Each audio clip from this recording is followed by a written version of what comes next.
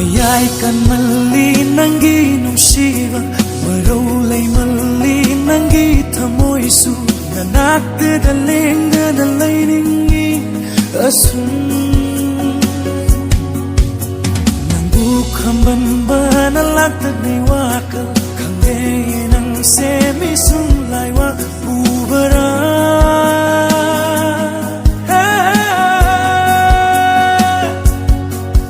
Oy karegi tamoy se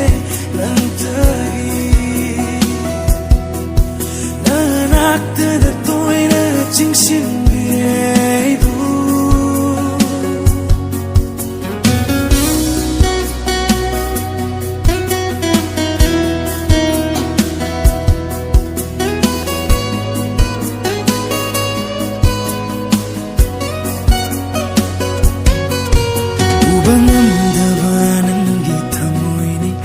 Lamba fangdaba nangi wakalni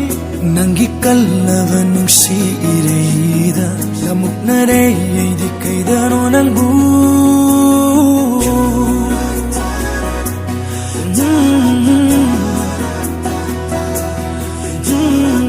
Yeah Oh yeah yeah Ubang amdaba nangi tamuini Lamba fangdaba nangi wakalni Nangi kallava nungsi ireida Lamuk nareyay di kaydano nangbu Haidoglo Hinglage Tamoy the Lord liva Kogalo chingna bapungga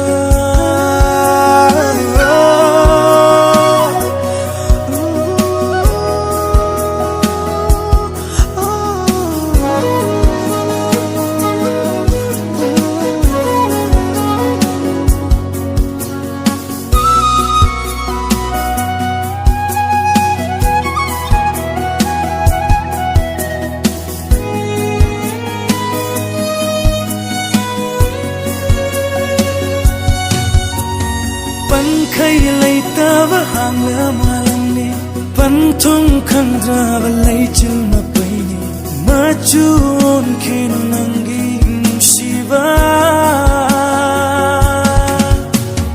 Pan kay lay tava hang la malamni Pantung kandrava lay chil mapayni Machuon kinu nangi nungsiba